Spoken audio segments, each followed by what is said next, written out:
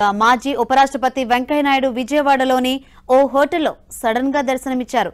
Hotel నిర్వాహకులు, సిబ్బందితో పాటు స్థానిక ప్రజలు ఆశ్చర్యపోయేలా చేశారు.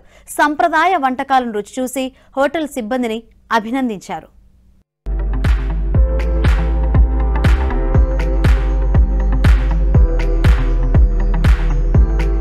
దేశంలో ఎక్కడ తెలుగు సంప్రదాయ వంటకాలు రుచిగా ఉన్నాయని తెలిసినా మాజీ ఉపరాష్ట్రపతి వెంకయ్యనాయుడు ఆ ప్రదేశానికి వెళ్లి రుచులను ఆస్వాదిస్తుంటారు.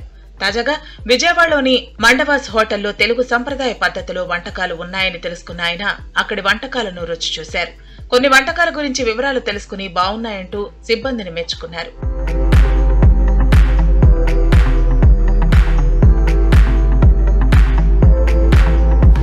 ప్రస్తుతం యువత సంప్రదాయ వంటలు వదిలి పాశ్చాత్య రుచుల మోజులో పడ్డారని, అందుకే ఎక్కువగా అనారోగ్యాల పాలవుతున్నారని వెంకయ్యనాయుడు ఆవేదన వ్యక్తం చేశారు.